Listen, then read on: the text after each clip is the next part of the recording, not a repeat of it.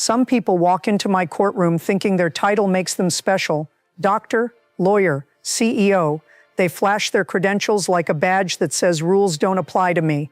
But in 42 years on this bench, I've learned something very simple. Your job title doesn't tell me who you are. Your character does. And the morning Dr. Nathan Pierce walked through my doors, I could tell from the way he looked at Maria Santos, this woman who'd raised his son for 5 years, that his character was about to be a problem. A big one. 9 a.m. sharp.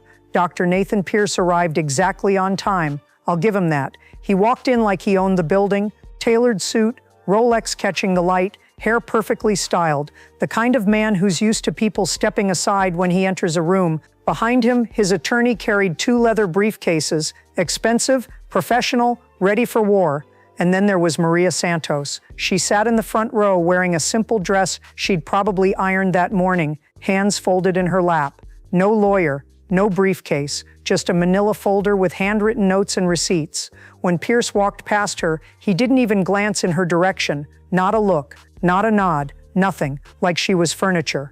I watched that, I see everything. All rise. Bird's voice filled the courtroom. Everyone stood. I took my seat, looked at both parties. Ms. Santos, Dr. Pierce, please approach. They walked to their respective tables. Maria moved slowly, carefully. Pierce moved like he had somewhere better to be. I opened the file. Dr. Pierce, you're being sued by Ms. Maria Santos for $24,000 in unpaid wages plus emotional distress. She claims she worked as a nanny for your son Jake for 5 years and that you failed to pay her for the final 8 months of employment. Is that accurate? Pierce's attorney stood. Your Honor, if I may. I held up one finger. Counselor, I didn't ask you, I asked your client. Dr. Pierce, do you speak English? Of course, Your Honor. Then answer the question. Pierce cleared his throat, smiled slightly. Your Honor, the situation is more complicated than... It's a yes or no question, Doctor. Did you employ Ms. Santos as a nanny for your son? Yes. Did you pay her for the final 8 months she worked? A pause. No, but thank you. I looked at Maria. Ms. Santos, please tell the court your side. Maria stood. Her hands were shaking slightly. Your Honor, I started working for Dr. Pierce 5 years ago. His son Jake was 9 years old. His mother, Dr. Pierce's second wife, had just left. Her voice was soft but steady. Dr. Pierce worked long hours, sometimes 80, 90 hours a week. Jake would come home from school to an empty house. So Dr. Pierce hired me. I cooked for Jake, helped with homework, took him to soccer practice, tucked him in at night when his father was at the hospital. She pulled out a photo, handed it to Bird, who brought it to me. It was Jake and Maria. The boy was maybe 11, hugging her, both smiling. Jake started calling me Tia Maria, Auntie Maria. He said I was like family. Her voice cracked just slightly. For 5 years, I took care of that boy like he was my own. And Dr. Pierce, he paid me every month, $3,000 on time. Until when, Ms. Santos? Until 8 months ago, January. He stopped paying. I asked him about it. He said he would take care of it. I'm very busy, Maria. I'll handle it. So I waited. February, nothing. March, nothing. She pulled out a stack of text messages, printed. I sent him messages. He said, I know, Maria. I'll get to it. But he never did. Did you continue working during this time? Yes, Your Honor. Because of Jake. I couldn't just leave him. He needed me. His father was never home. His mother moved to California. I was all he had. She wiped her eyes, but after 8 months, I couldn't afford it anymore. I have my own bills, my own children. So I told Dr. Pierce I had to quit, and he didn't even let me say goodbye to Jake. He said, if you're quitting anyway, just leave now. I'll mail you a check. Did he mail you a check? No, Your Honor. That was 4 months ago. I've sent 15 messages. He won't respond. The courtroom was completely silent. I looked at Dr. Pierce. Doctor, is any of this untrue? Dr. Pierce stood. He didn't look nervous. He looked annoyed. Your Honor, Miss Santos is a fine woman. She did good work, but she's mischaracterizing the situation. How so? I didn't refuse to pay her. I simply forgot. I'm a cardiovascular surgeon. I perform 200 surgeries a year. I save lives. My mind is occupied with things that are frankly more important than remembering to write a check. The room went dead silent. Even his own attorney's face went pale. I set down my pen, slowly. I'm sorry, doctor. Could you repeat that? Pierce didn't read the room. Your Honor, I'm simply explaining that managing household staff isn't my priority. I have patients whose hearts are failing, families depending on me. When I'm in surgery for 12 hours, I'm not thinking about the nanny's paycheck. I took off my glasses. Let me make sure I understand. You're telling me that paying the woman who raised your son for 5 years, the woman who fed him, helped him with homework, put him to bed when you were too busy, that's not important enough to remember. Your Honor, with all due respect, there it is. I pointed at him. With all due respect. That's how I know you're about to disrespect everyone in this room. Go ahead, finish your thought. He smiled.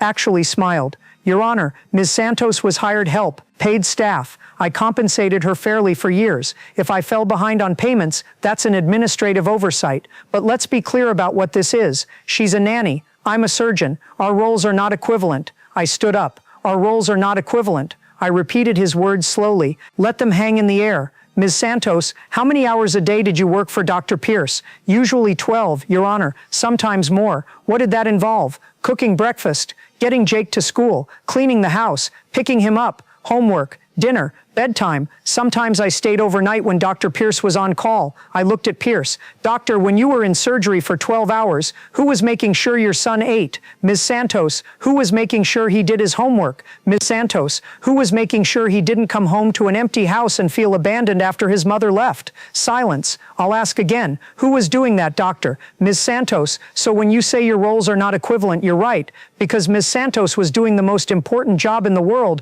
raising a child while you were too busy to even pay her. Pierce's jaw tightened. Your Honor, I save lives. Stop. One word, like a knife. Doctor, I'm going to tell you something, and I want you to listen very carefully. I walked to the front of the bench. You don't get to use I save lives as an excuse for treating people like garbage. You don't get to hide behind your job title when you owe someone $24,000, and you certainly don't get to stand in MY courtroom and tell me that the woman who raised your son is somehow beneath you. I pointed at Maria. That woman sacrificed 8 months of her life, 8 months she could have spent working for someone who actually valued her because she cared about your son, not because of you, despite you. Pierce opened his mouth. I'm not finished. He closed it. You want to talk about roles? Let's talk about roles. Your role was to be a father. Her role was to pick up the pieces when you failed at that. Your role was to pay your debts. Her role was to trust that you would. And right now, doctor, you're failing at both.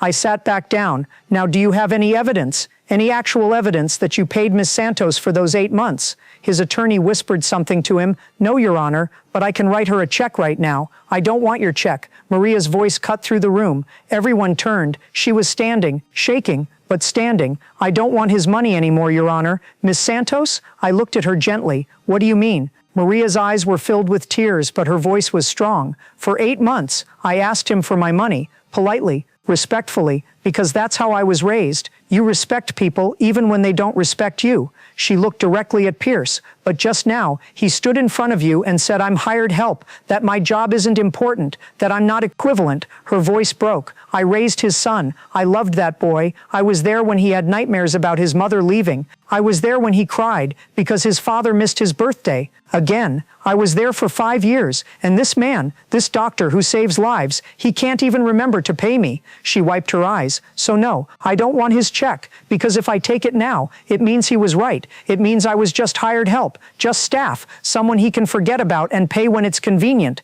She turned to me. Your Honor, I want him to admit what he did was wrong. I want him to say it, out loud, in front of everyone, that I mattered, that Jake mattered, that the people who work for you are human beings who deserve respect. The courtroom erupted in whispers. Pierce's face went red. Your Honor, this is ridiculous. Doctor, my voice could have frozen water. Sit down. He sat. I looked at Maria Santos, this woman who'd spent 5 years raising someone else's child, who'd worked 8 months without pay because she couldn't abandon a boy who needed her, who was now standing in my courtroom asking for something money couldn't buy. Dignity. Miss Santos, you're absolutely right. I turned to Pierce. Doctor, here's what's going to happen. You're going to stand up. You're going to look Miss Santos in the eye, and you're going to apologize, not because I'm ordering you to, not because it's legally required, but because it's the right thing to do. Your Honor, I don't care what you think. Stand up. Pierce stood slowly. Now apologize. Your Honor, do it, now, or I hold you in contempt, and this gets a lot more expensive.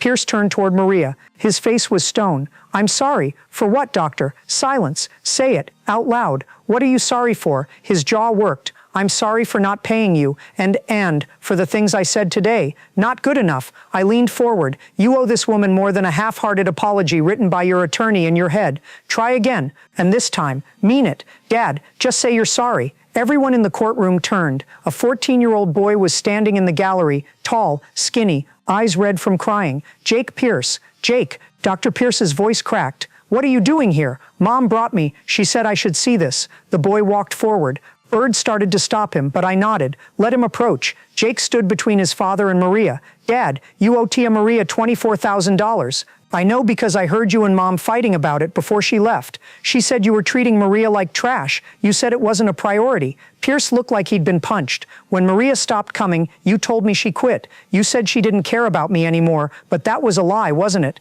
Jake, this isn't, you fired her because she asked for her money, and then you lied to me about it. Jake turned to Maria, tears streaming down his face. Tia Maria, I'm sorry. I'm sorry my dad did this to you. I'm sorry he's like this. Maria pulled the boy into a hug, and they both cried. Dr. Nathan Pierce, the man who saved lives, who performed 200 surgeries a year, who thought he was above everyone in the room, stood there watching his son choose the nanny over him, and something in his face finally broke. Volume 6, Pierce in Chokushu. Your Honor, Pierce's voice was different now, quieter, broken. Your Honor, Maria, I'm sorry, truly, you weren't just hired help. You were more of a parent to Jake than I was, and I treated you like you were invisible. I'm sorry, his voice cracked. And Jake, I'm sorry I lied to you. I'm sorry I put work before you. I'm sorry that the person who was there for you when I wasn't, I couldn't even pay her. He looked at me. Your Honor, I'll pay the $24,000 today, and I'll add another $10,000 for the pain I caused,